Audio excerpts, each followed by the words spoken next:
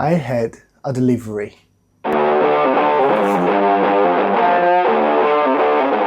I had this delivered this week and I am excited to build it. Let me show you what it is.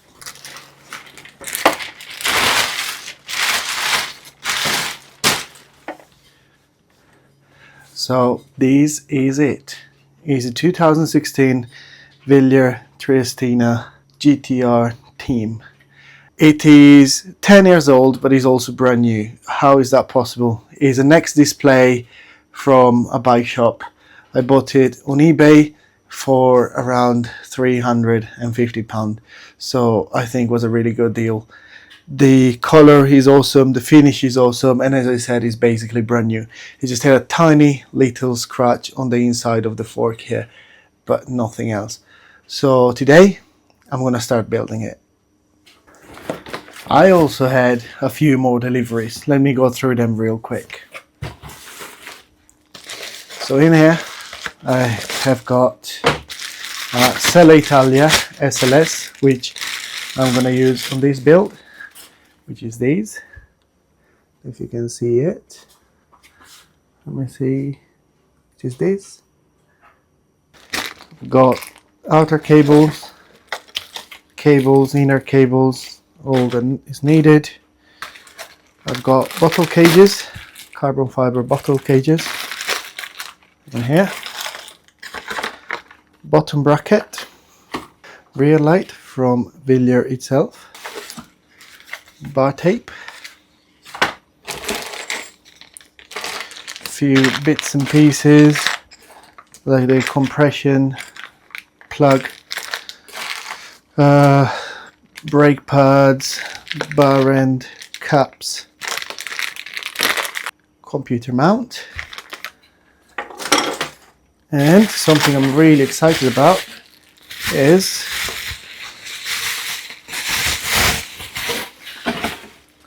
a carbon fiber handlebar. These I bought from AliExpress from a company called Tosik, and it is the TKR02.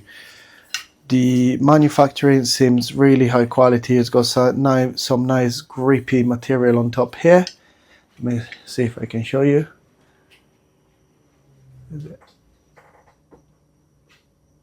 See, you can see the pattern at the top of the handlebar, which is quite grippy. And the manufacturing overall seems really nice. So I'm really looking forward to mount these and see how it feels. So far I'm impressed with the quality. I am waiting for a couple of bits to come. I'm waiting for the bottom bracket press tool. I did try to put them in without the tool, but I was worried to ruin the frame. So I'm waiting for that, and I'm waiting for the seat post, which should be in the post and arrive in the next couple of days. So what I'm gonna do, I'm just gonna improvise another seat post just to clamp it into the bike stand and then start building it with what I've got at the moment.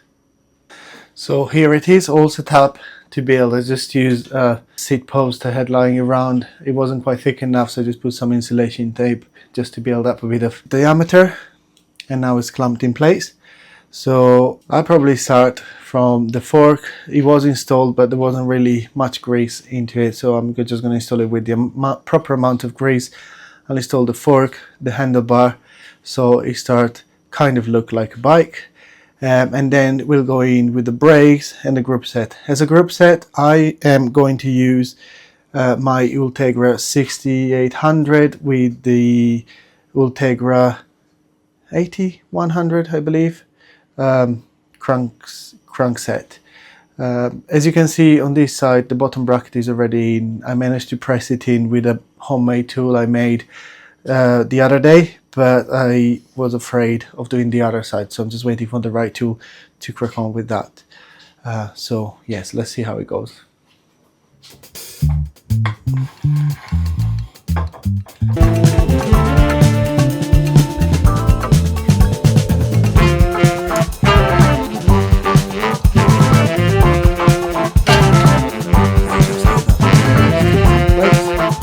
I really like the look of it so far, so I'm happy with it.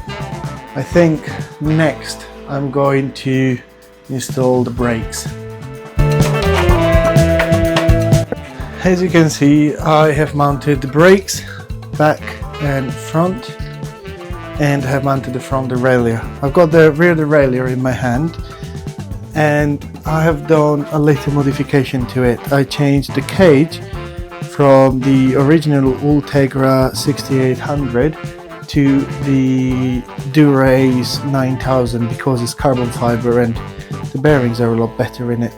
So I decided to go with it. So yeah, now I've got a carbon fiber cage. I think it looks good and it will work better as the bearings are better. Here I am a couple of days after. All the parts for the bike have arrived. Now the bike is complete. I've got the crankset on, the chain, the correct seat post and the seat.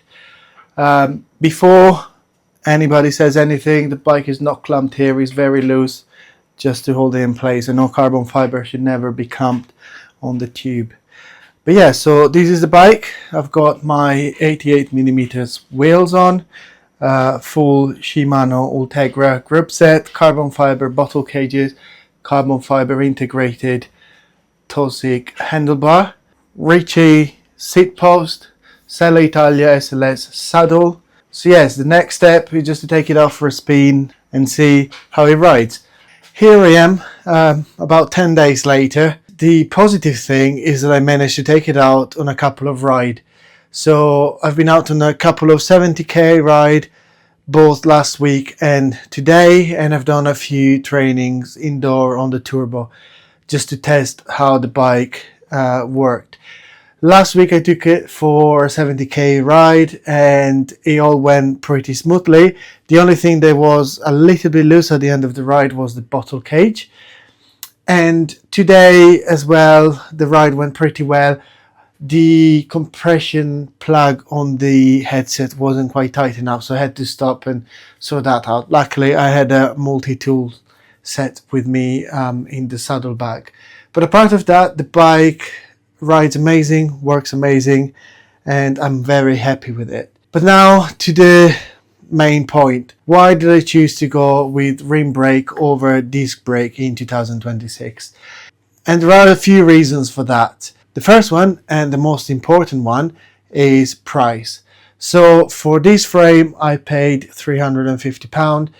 With all the components and everything on it, I am still under the £1,000 mark. If I wanted to buy a bike with the same specs, brand new from factory with disc brake, I would have to spend at least £3,000. So I think it's a good saving there. And as well, rim brakes have been good enough for professional cyclists for decades, and they only started using them since 2019, I believe. So I think they are good enough for me. I'm not near as fast as a professional cyclist, and I raced on them before. I never had a problem, so I'm very happy with that. The second reason is the ease of maintenance. When you have disc brake, you've got to bleed them, you've got to change the disc, you've got to change the pads, you've got to change the brake fluids, and it all adds up to cost as well. But also the ease of maintenance. With rim brakes, you only have to change the pads when they wear out. You have to change the wheels after a few thousand kilometers or miles if the brake track wears out. That's mainly on carbon fiber wheels. And you have to change the cable if it becomes rusty, but it's very unlikely and it doesn't happen very often at all. That was the second reason. And the third reason again is with maintenance and cost, and it's just the cost of maintaining and running a disc brake bike.